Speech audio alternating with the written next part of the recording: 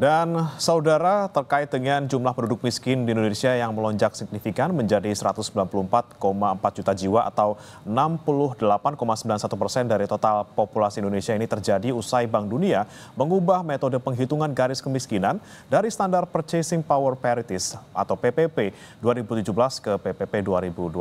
Nah, data ini jauh berbeda dengan versi Badan Pusat Statistik dan bagaimana pemerintah menyikapi perbedaan data kemiskinan ini. Kami akan bahas bersama dengan sejumlah narasumber, diantaranya ada Jubir Kantor Komunikasi Kepresidenan Dede Prayudi, kemudian Pak Haris Turono, anggota Komisi 11 DPR RI fraksi PDI Perjuangan, dan juga Direktur Kebijakan Publik Selyos Media Wahyudi Iskandar. Selamat pagi Mas Media, kemudian Pak Haris, dan juga Mas Uki. Selamat pagi. Selamat pagi. Selamat pagi. Ya, dan saudara, kami juga sudah mencoba untuk mengkonfirmasi ke BPS terkait dengan data ini, namun tanggapan dari BPS terkait hal ini masih sama, belum berubah secara data. Saya mau ke Mas Uki terlebih dahulu. Mas Uki, ini kan lagi-lagi kita dikejutkan dengan data kemiskinan di Indonesia yang kalau menurut Bank Dunia jadi naik di 68,91%. Sebelumnya di April di 60,3% gitu ya. Tapi kan angka 60% ini juga sangat jauh ya dibandingkan dengan data BPS di 8,57%. Nah, dari kantor kepresidenan sendiri seperti apa menanggapinya? Apakah memang ini diterima gitu ya data yang disampaikan oleh Bank Dunia? Apakah menurut Anda sudah tepat? Ya, sebenarnya kan kalau data itu kan produk sains, maka harus disikapi juga secara saintifik. Dan setelah kami menelaah data dari Bank Dunia tersebut, kami melihat bagaimana data tersebut didesain, kami melihat apa yang menjadi tujuan data tersebut diadakan, maka kemudian kami merasa bahwa data Bank Dunia dengan data BPS itu tidak perlu dipertentangkan. Jadi tujuan dari data Bank Dunia ini adalah memang untuk melakukan komparasi internasional, komparasi antar negara, untuk menangkap global poverty, itu bukan untuk menangkap potret kemiskinan di masing-masing negara. Oleh karena itu Bank Dunia menyeragamkan nih, mau dia dulu $3 kayak garis kemiskinannya, nggak lama kemudian diganti lagi menjadi $6, nggak lama kemudian diganti lagi menjadi $8. Silakan untuk dibuat sebagai bahan exercise menurut standar kemiskinan Bank Dunia, ya. Tapi satu hal yang harus diingat, kalau misalnya kita memakai standar kemiskinan yang sama di semua negara di dalam satu kategori, ya, ini cara tersebut tidak bisa menangkap karakteristik lokal, apalagi tidak bisa menangkap potret kemiskinan di suatu negara. Tentu saja misalnya ya, harga beras di sini dengan di Amerika Serikat berbeda. Tentu saja harga kopi di sini dengan di Eropa berbeda. Tentu saja harga tempe di sini dengan di Australia berbeda. Nah, hal inilah yang tidak bisa ditangkap oleh data Bank Dunia tadi, itu ya. Nah, apa yang menjadi kelemahan dari data Bank Dunia ini justru menjadi kekuatan data BPS, karena memang data BPS itu didesain untuk tujuannya adalah menangkap profil kemiskinan di Indonesia. Jadi data BPS itu ada dua komponen garis kemiskinan, ya. Garis kemiskinan makanan 2.100 kalori. Ya, jadi kalau dianggap, jadi kalau kita makan di bawah 2.100 kalori per hari kita dianggap miskin, kasarnya begitu ya. Lalu juga garis kemiskinan non makanan, ada akses terhadap pendidikan, ada akses terhadap kesehatan, ada kelayakan tempat tinggal. Apalagi misalnya ini akses terhadap pendidikan misalnya ya. Nah, ini kan di banyak di Indonesia itu SD dengan SMP sudah gratis, misalnya seperti itu ya. Nah, ini tentu saja mempengaruhi lagi nih tingkat pengeluaran yang akan dibutuhkan untuk menjadi miskin. Jadi menjadi lebih rendah. Beda dengan di Amerika, ya, misalnya asuransi kesehatan misalnya itu kan privatized. Nah, itu jadi lebih tinggi lagi. Nah, hal ini yang tidak ditangkap oleh data Bank Dunia, tapi ditangkap oleh BPS. Nah, setelah dua komponen garis kemiskinan tersebut dihitung, lalu kemudian dilebur menjadi satu dan dikonversi menjadi nominal dengan harga di Indonesia. Maka lahirlah garis kemiskinan di Indonesia yang dirilis oleh BPS. Jadi sudah lama sebenarnya ya, sudah lama Bank Dunia mengeluarkan data, sudah lama BPS mengeluarkan data, dan di data Bank Dunia tersebut, ya, ini juga harus kita lihat di rilisnya, itu disebutkan bahwa a country's poverty line is far more appropriate for underpinning policy dialogue and targeting the poorest. Jadi garis kemiskinan versi masing-masing negara itu sebenarnya lebih appropriate, lebih tepat ya, dipakai untuk diskusi kebijakan, dialog kebijakan, dan menyusun program-program yang menyasar kepada kelompok-kelompok termiskin gitu. Jadi nggak ada yang perlu tentangan. Oke, tapi kalau misalnya kita lihat dari Bank Dunia sendiri memang kan menentukan garis kemiskinan di Indonesia ini terkait dengan kategori Indonesia yang mereka kategorikan sebagai negara dengan pendapatan menengah ke atas gitu ya Mas ya, karena Indonesia digolongkan ke sana gitu. Nah, kalau menurut Anda ini ketika kita pakai data dari Bank Dunia untuk terkait dengan income kita yang menengah ke atas, kemudian tapi kita juga dalam tanda kutip ini kan tidak terlalu setuju nih dengan data dari Bank Dunia terkait dengan garis kemiskinan. Seperti apa Mas Uki menanggapinya? Iya nggak apa-apa, ini kan pemeringkatan. Artinya kami bukan yang nggak setuju, ya. Kami hanya ingin publik itu melihatnya secara proporsional. Tujuannya itu untuk ini. Jadi begini, data Bank Dunia menempatkan kita berada di negara high middle income country. Dan kita itu baru masuk ke kelompok tersebut, ya. Dulu sempat masuk tahun 2020, lalu keluar lagi karena COVID, ya. Jadi kita GDP turun dan sekarang masuk lagi. Dan kita sekarang berada di kelompok, kita berada di GDP levelnya itu 4.000. Nah, bersama kita di atas itu ada Tiongkok. Tiongkok itu 14.000 sekian ratus. Gitu. Jadi kita disamakan ya bersama Tiongkok. Dan kemudian purchasing power parity yang dijadikan garis kemiskinan yang dipatok oleh Bank Dunia itu kan median dari kelompok tersebut. Dan dapatlah angka $8 sekian. Jadi kita ini masih new kid on the block lah. Kalau misalnya kita memakai garis kemiskinan versi Bank Dunia, sehingga ya sudah, ini tantangan buat kita untuk ya kemudian dengan garis kemiskinan segitu, kita juga mau dong seperti Tiongkok juga, itu misalnya seperti itu ya. Atau misalnya ya, Jepang di kategori negara maju ya, menurut data Bank Dunia itu kemiskinannya 16%, 16% ya. Sedangkan menurut data dari pemerintahnya sendiri itu tidak sampai 2%. Jadi ini hal-hal yang biasa saja. Ini hal yang biasa saja. Oke, baik. Saya ke Mas Media. Mas Media, kalau Anda melihat dari Bank Dunia dengan jumlah ataupun persenan yang jauh dengan BPS, bahkan dari April juga sudah jauh di 60,3%. Anda melihatnya ini yang benar yang mana sebenarnya kalau kita bicara salah benar gitu ya, walaupun dari awal juga ini kan sudah berbeda tujuan, beda metodologi. Anda melihat yang lebih menggambarkan yang mana Mas? Dari Bank Dunia atau dari Bank BPS sebenarnya? Ya, Bank Dunia saya kira lebih tahu diri, mereka paham metodologi, profesor hebat ada di sana, dan mereka sadar bahkan indikator Bank Dunia pun juga sudah tidak mencerminkan lagi kemiskinan di global termasuk Indonesia. Sehingga mereka menaikkan standar PPP-nya dari 2,15 US dollar kepada 3 US dollar. Jadi mereka pun paham bahwa data mereka harus ditingkatkan. Dan saya kira juga saya harus merespon juga bahwa tidak benar bahwa Bank Dunia untuk global saja. Bank Dunia merilis itu juga untuk melihat masing-masing negara progresnya gimana. Sehingga itu kemudian bisa menjadi evaluasi bagi negara yang penduduk miskinnya masih banyak, termasuk Indonesia, menurut data Bank Dunia, agar diperbaiki. Jadi saya kira begini Mas, jadi tidak perlu defensif menyalahkan Bank Dunia atau mempertentangkan bahwa Bank Dunia itu tidak lebih baik daripada data nasional. Karena data Bank Dunia itu digunakan lebih dari 150 negara.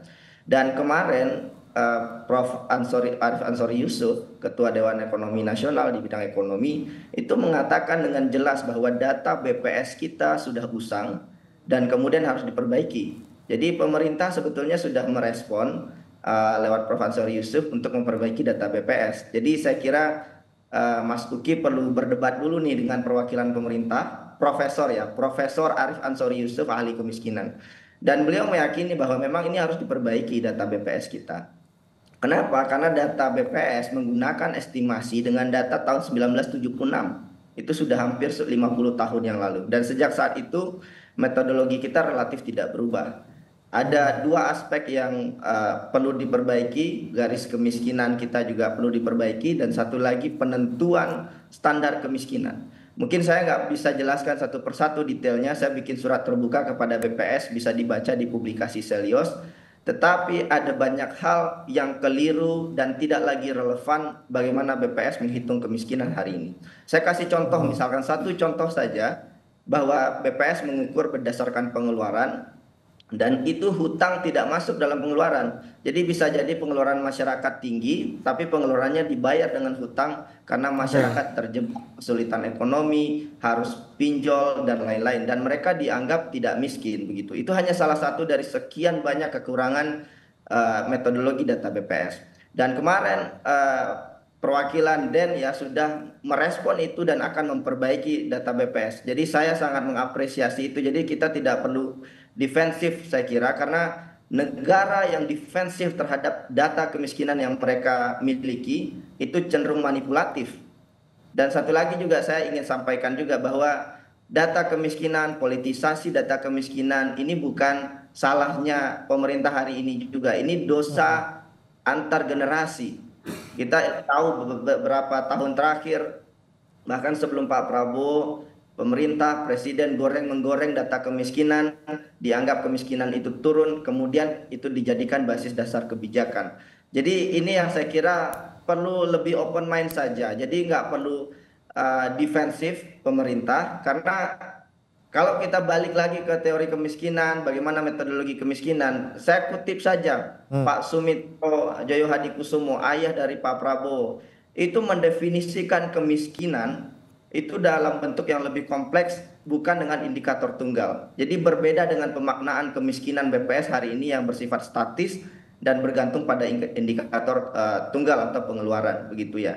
Dan ini saya kira yang harus dicermati hari ini, dan mungkin Mas Uki perlu ngobrol lagi dengan Prof. Ansori Yusuf, karena terus terang kemarin saya sudah happy sekali karena pemerintah ingin merevisi data BPS, metodologi kemiskinannya. Sekarang PR-nya bagaimana metodologi pengukuran kemiskinan yang baru itu bisa mencerminkan keadaan hari ini. Karena kalau kita lihat ya, data BPS hari ini hanya 8,5% penduduk miskin atau 24 juta. Dan ini juga bertentangan dengan data pemerintah lainnya. Jadi ada data PBI, penerima bantuan iuran BPJS Ketenagakerjaan, BPJS Kesehatan, itu jumlahnya 96 juta. Dan 96 juta itu adalah penduduk miskin begitu ya. Dan itu jauh berkali-kali lipat dibandingkan data kemiskinan BPS begitu Mas. Oke, saya ke Pak Haris. Pak Haris, Anda melihat ini perbedaan data yang sangat signifikan dari BPS dan juga Bank Dunia. Kemudian tadi juga ada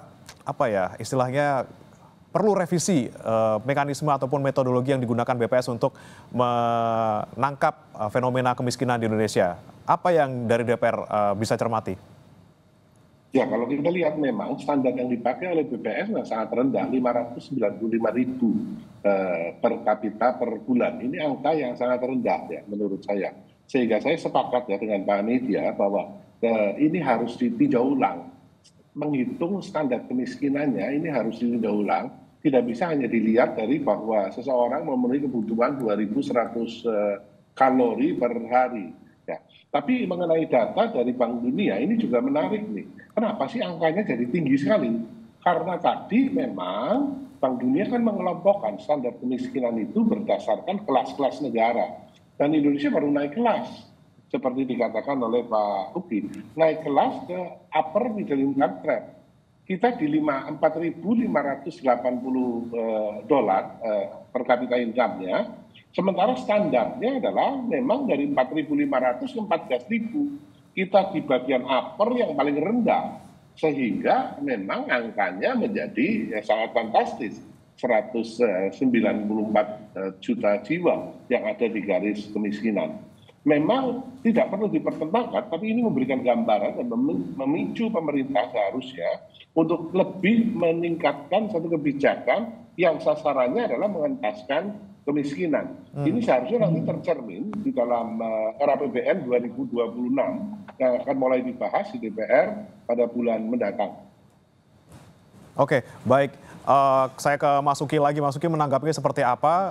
Kalau misalnya tadi kita lihat dari Mas Media, kemudian Pak Haris juga memantau atau memandang bahwa memang data dari BPS ini sebenarnya kurang akurat nih menggambarkan bagaimana kemiskinan di Indonesia. Apakah memang nanti dari pemerintah tetap menggunakan data BPS sebagai acuan atau juga nanti akan merubah ataupun merevisi bagaimana menghitung angka kemiskinan di Indonesia melalui BPS juga?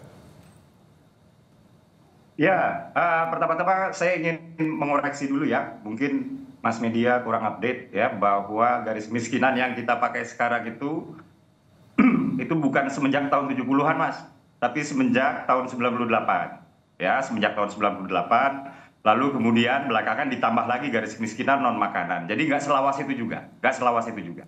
Lalu kemudian ketika kita berbicara implementasi program, ketika kita berbicara penyaluran bantuan, ya, kita itu memakai sistem desil.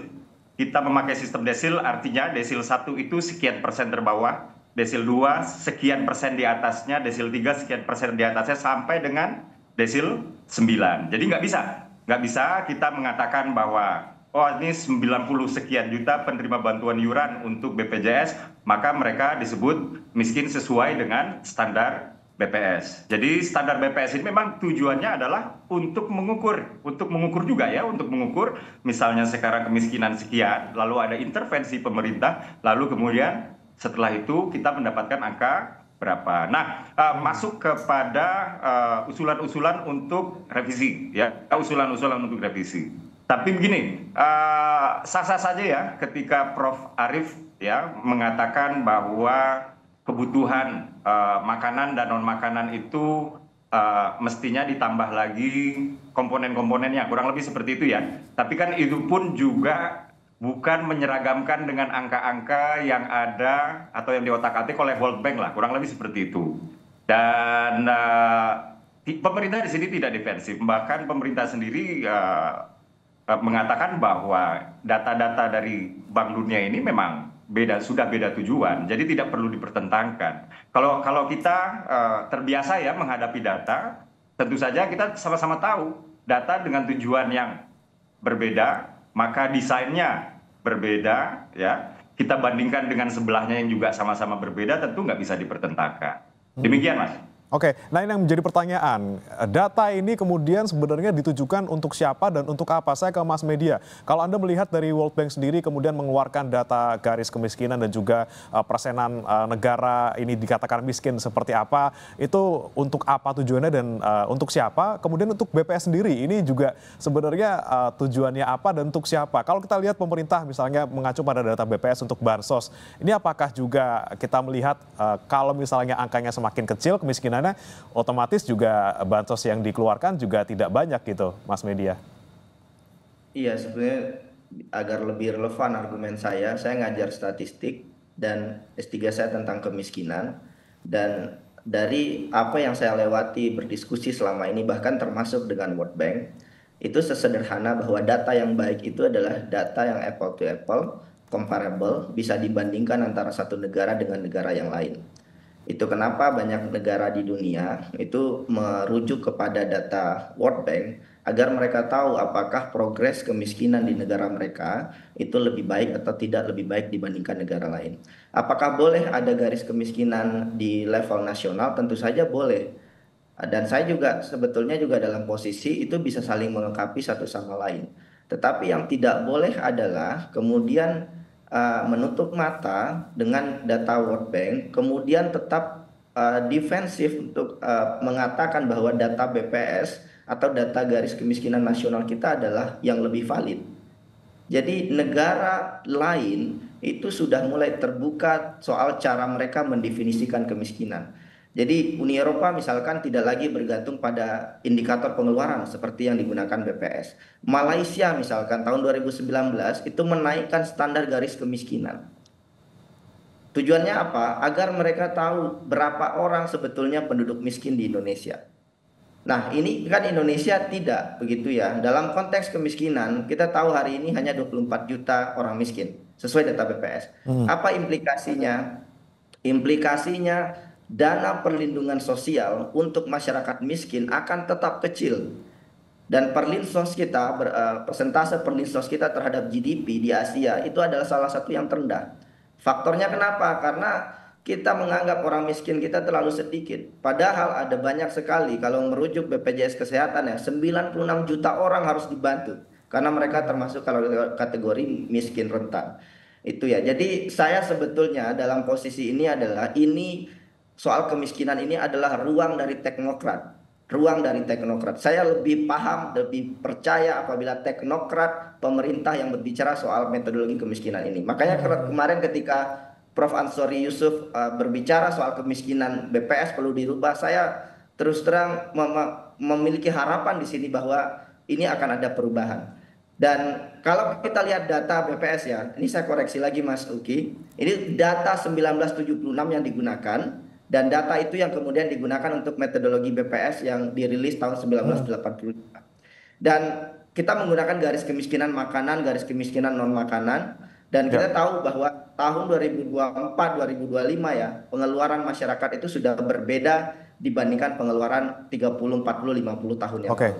Jadi PR-nya sekarang saya kira adalah membuka mata, bahkan juga ini kebetulan ada Pak Haris, DPR harus mendukung ini Pak, gitu ya, karena ini juga adalah diskursus yang saya kira juga tidak hanya di eksekutif, tapi juga di legislatif, dan mungkin perlu mengundang pakar-pakar, profesor-profesor terbaik di Indonesia untuk menyusun ulang bagaimana kita melihat kemiskinan, sehingga program-program pemberantasan kemiskinan kita jauh lebih tepat, menyasar lebih banyak orang rentan dan miskin. Oke, Mas Media bilang bahwa ayo buka mata, DPR juga didorong untuk memanggil pihak-pihak terkait untuk membahas ini, tapi apakah DPR nanti juga akan melakukan hal tersebut? Jangan kemana-mana saudara, kita akan kembali setelah yang satu ini tetap di Sapa Indonesia Pagi. Kembali di Sapa Indonesia Pagi, saudara, masih membahas terkait dengan perbedaan data kemiskinan yang dikeluarkan oleh BPS dan juga Bank Dunia, dan masih bergabung bersama kami 3 narasumber. Saya ke Pak Haris terlebih dahulu. Pak Haris, apakah dari DPR ini sudah punya rencana untuk memanggil pihak-pihak terkait, misalnya salah satunya BPS, untuk membahas terkait dengan perbedaan data ini, dan sekiranya ke depannya apakah bisa diperbaiki metodologinya dan juga bisa menangkap sebenar-benarnya fenomena kemiskinan di negara kita? Ya, pada saat ini kan anggota DPR RI sedang mengalami masa reses ya. Kita akan kembali lagi pada tanggal 24 Juni ini. Dan tentu ini kita akan koordinasi ya dengan teman-teman untuk mengundang BPS dan mempertanyakan mengenai hal ini. Tadi yang Pak Uki katakan bahwa memang harga beras di Indonesia dengan di negara lain berbeda, demikian pula harga kopi. Ini sudah diakomodir sebenarnya Pak Uki, karena data yang digunakan Bank Dunia kan menggunakan PPP, di mana $1 kan kira-kira di bawah 6.000 perak, sementara pada realnya kan $1 sekitar 16.000. Nah, memasuki masa sidang depan, kita akan fokus pada pembahasan RAPBN 2025. Nah, di dalam pembahasan ini tentu saya ada pada Komisi 11, kita akan dukung ya, APBN-nya adalah APBN yang memang mendukung untuk pengentasan kemiskinan, sehingga dukungan kepada sektor-sektor UKM dan kalangan masyarakat bawah tanpa mengabaikan investasi dan lain-lain, ini menjadi hal yang sangat penting. Demikian pula kita akan dorong ya Bank Indonesia sebagai pengendali kebijakan moneter, agar Bank Indonesia juga mendukung, karena kalau hanya APBN-nya saja tanpa ada dukungan dari kebijakan moneter yang pro growth, maka pertumbuhan 5,2 sampai 5,8% yang dicanangkan oleh pemerintah, yang indikasinya sudah dibicarakan, maka tidak akan tercapai. Apalagi kita tahu Bank Dunia kemarin merevisi pertumbuhan ekonomi Indonesia dari 4,8 menjadi 4,7. Sehingga ini akan kita bahas dan kita tentu akan mendukung. Intinya adalah kami mendukung pemerintah untuk mencapai pertumbuhan yang tinggi dengan sasaran dalam mengentaskan kemiskinan. Oke, baik. Saya kembali ke Mas Uki lagi. Ini kalau kita misalnya, let's say nanti metodologinya diubah, kemudian kita mendapatkan data yang sebenarnya dari BPS, kemungkinan bisa jadi akan bertambah gitu ya, di atas 8,57%.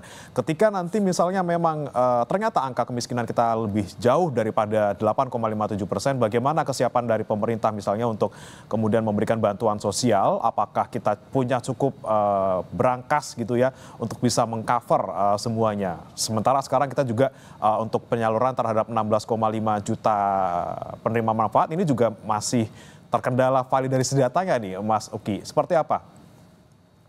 Ya, jadi saya jawab satu-satu ya. Pertama terkait dengan validasi data. Sebenarnya sudah diluncurkan ya sebuah data baru yang kami sebut data tunggal sosial ekonomi nasional. Jadi kalau dulu itu setiap kementerian punya datanya masing-masing, BPS juga punya datanya sendiri. Dan biasanya kementerian memakai datanya masing-masing, tapi kemudian di lapangan kondisinya berbeda. Jadi kalau dulu ya data penyaluran misalnya ya, itu diambil datanya oleh tokoh lokal, tokoh setempat. Nah, ini bisa menimbulkan bias kekerabatan sosial. Misalnya saya yang mengumpulkan data, lalu kemudian katakanlah mertua saya nelpon gitu ya, ibu juga mau, lalu kemudian si ibu dapat, kemudian kawan-kawannya tahu juga nitip ke saya, dan ini kerap terjadi dulu ya. Jadi kalau dulu itu sering kita lihat orang punya motor 3, dia dapat kartu Indonesia Sehat. Orang punya mobil, anaknya dapat program Indonesia Pintar dan lain-lain. Nah, sekarang diambil oleh profesional data tersebut, yaitu oleh BPS, dan kemudian BPS memvalidasinya, lalu kemudian memverifikasinya, turun lagi ke lapangan, bahkan sampai dengan di foto. Kurang lebih seperti itu ya. Dan penyaluran bansos ini berjalan di bulan Juni dan Juli. Nah, itu soal data. Nah, soal anggaran sendiri, sebenarnya anggaran Perlinsos kita itu sudah cukup besar, yaitu sudah tembus di atas 500 triliun rupiah. Dan ini mengalami kenaikan dari anggaran 2024 atau tahun sebelumnya sebesar kurang lebih 7 triliun lah, kurang lebih 7 triliun. Nah, ini tapi kita nggak bisa melihat Perlinsos itu adalah bansos ya. Kita tidak bisa melihat Perlinsos itu adalah bansos. Jadi perlindungan sosial itu adalah bansos dengan jamsos. Kalau misalnya kita bicara bansos, di sini ada BLT BBM, di sini ada program Keluarga Harapan, di sini ada bantuan makanan non tunai dan lain-lain. Sementara jamsos ini itu tadi JKN dan juga BPJS Tenaga Kerja. Dan dapat dikatakan ya misalnya JKN kita itu sekarang sudah menjadi, katakanlah sudah cukup mapan ya. Jadi BPJS Kesehatan kita sudah cukup mapan, sudah tidak defisit lagi dan lain-lain. Dan kita akan melanjutkan ini terus ya. Jadi kita juga melihat sendiri Mas, apabila kemudian jumlah orang miskin turun, anggaran Perlinsos itu belum tentu turun. Karena yang kita pakai itu bukan data orang miskin maka harus dapat, nggak miskin maka nggak boleh dapat. Bukan seperti itu. Tapi kita lihat desilnya. Desil 1 itu yang termiskin dia dapat. Karena apa? Karena orang yang rentan miskin ini juga menjadi sasaran bansos juga. Kenapa? Karena di tengah tantangan global yang serba tidak menentu ini, atau krisis kepastian kami menyebutnya, ini seringkali terjadi shock. Ya, shock itu artinya tiba-tiba ada tarif Trump misalnya ya, dan lain-lain. Dan inilah kita memerlukan APBN berperan sebagai shock absorber. Di samping memang kita perlu juga menyalurkan kepada mereka yang hidup di bawah garis kemiskinan supaya kebutuhan-kebutuhan dasarnya terpenuhi. Demikian Mas, tapi strategi ekonominya adalah kita sekarang sedang menjalankan sesuatu yang kita sebut, kita menginginkan pertumbuhan yang inklusif. Pertumbuhan yang tidak menyebabkan ketimpangan. Pertumbuhan yang manfaatnya itu dirasakan oleh orang banyak. Kurang lebih seperti itu. Itulah dia kenapa ya kita mendapatkan kabar baik kemarin dari sektor pertanian ya. Dari sektor pertanian kita mendapatkan kabar baik. Selain memang pertama cadangan beras kita sudah mencapai 4 juta ton atau tertinggi sepanjang 50 tahun terakhir. Ini petani-petani pada happy nih. Petani-petani pada happy. Kenapa? Karena pemerintah menyediakan pupuk, subsidi pupuk. Mohon maaf, subsidi pupuk. Lalu ketika petani panen, gabahnya dibeli oleh pemerintah. Dan ini bisa mengurangi mata rantai sehingga tengkulak nggak punya ruang. Dan hasilnya apa? Hasilnya adalah para petani kita, pertanian kita sekarang menyerap tenaga kerja paling banyak di antara sektor lain, yaitu 40 juta, dan pertumbuhannya paling tinggi nomor 2. Ya, paling tinggi nomor 2 setelah perdagangan atau jasa. Demikian Mas. Oke, baik. Tadi bansos dan jamsos sedang berjalan dan juga diharapkan juga bisa tadi ya membantu mereka yang hampir miskin ataupun yang sudah miskin di bawah garis kemiskinan. Tapi saya mau ke Mas Media lagi. Mas Media, kalau kita soroti pernyataan Pak Presiden Prabowo kemarin bahwa beliau punya target Indonesia hilang kemiskinan di tahun 2045 gitu ya. Dengan misalnya apa yang dilakukan pemerintah sekarang, dengan langkah-langkah yang dilakukan, apakah bisa terlebih dengan data yang berbeda antara BPS dan juga World Bank? Seperti apa Mas Media? Apakah optimis bisa hilang kemiskinan kita di tahun 2045? Kalau kita flashback ke belakang pidato Pak Prabowo itu bahkan dengan lugas menyampaikan bahwa sebetulnya data kemiskinan kita itu mungkin lebih tinggi daripada angka yang hari ini dirilis oleh pemerintah. Jadi Pak Prabowo pun juga sadar bahwa kita perlu memperbaiki data kemiskinan kita. Makanya hari ini saya kira BPS bisa menjadi leading aktor untuk mengubah metodologi kemiskinan ini agar pembangunan di Indonesia lebih baik. Tapi BPS kan juga pasti akan terjebak karena mengubah metodologi kemiskinan itu juga adalah keputusan politik. Jadi tidak bisa hanya BPS, tetapi juga mungkin legislatif, eksekutif, termasuk juga mungkin pakar-pakar kemiskinan. Tetapi saya hanya bicara soal masa depan untuk anak cucu kita ya. Kalau hari ini kita jujur bicara soal data kemiskinan, kita bisa merubah metodologi yang lebih tepat, maka legasinya akan sangat baik untuk generasi kita ke depan gitu ya. Karena kita bisa saja mengurangi penduduk miskin di Indonesia. Sesederhana dengan mengubah metodologinya. Kita mungkin bisa saja mencap setengah orang Indonesia miskin dengan menggunakan data BPS, dengan menggunakan data World Bank. Tetapi bisa jadi itu juga belum tentu ada maknanya ketika dalam realitasnya kemiskinan itu tidak pernah berkurang. Jadi jangan sampai kita mengutak-atik data kemiskinan, tapi kita melupakan esensi yang sebenarnya yaitu menghapus kemiskinan itu sendiri. Nah untuk sampai ke sana nggak ada jalan lain. Kita perlu merubah cara kita mengukur kemiskinan. Jadi jangan sampai kita menyapu debu ke bawah karpet terus kemudian menyembunyikan masalah dan mewariskannya ke beban generasi berikutnya. Jadi kita nggak perlu malu juga kalau World Bank bilang hampir bahkan lebih dari setengah penduduk Indonesia miskin. Sebaliknya kita juga harusnya malah malu kalau uang pajak rakyat habis terbuang percuma untuk program yang tidak efisien, tidak mengcover masyarakat miskin yang betul-betul miskin. Dan kita juga harusnya malu karena ketika kita lihat persentase perlinsos kita terhadap PDB, kita masih di bawah Sri Lanka, masih di bawah Vietnam, masih di bawah Malaysia, Thailand, Mongolia. Karena sesederhana kata kita menganggap penduduk miskin kita hanya sedikit. Jadi satu pesan sederhana dari salah satu tokoh kemiskinan, ahli kemiskinan global, dia mengatakan begini. Salah satu ciri negara miskin adalah negara yang tidak menerima penduduknya miskin. Jadi menurut hemat saya bangun negeri ini dengan kehormatan dan libatkan teknokrat karena saya kira kita perlu melakukan cara-cara yang lebih mementingkan masa depan pembangunan Indonesia dengan memperbaiki data kemiskinan yang lebih tepat sasaran. Oke, baik. Saya terakhir ke Pak Haris. Pak Haris, dari DPR Anda punya usulan ke pemerintah seperti apa?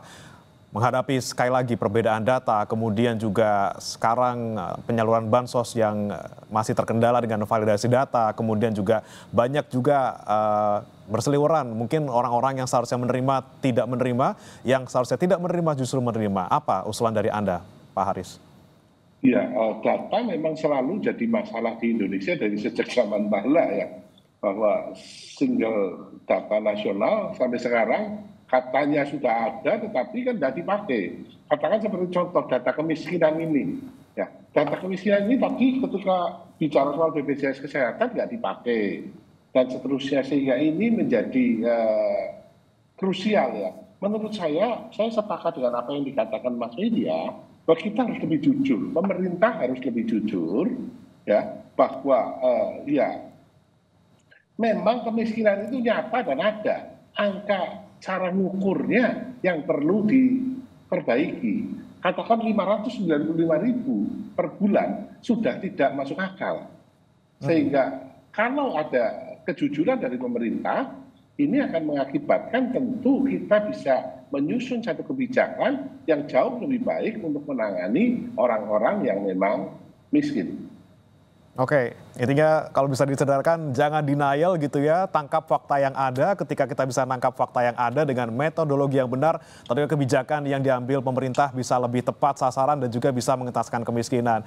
Baik, terima kasih Bapak-Bapak, ada Mas Media Wahyudi Iskandar, kemudian Pak Haris Turino dan juga Mas Dede Prayudi sudah bergabung bersama kami di Sapa Indonesia Pagi. Selamat pagi, salam sehat.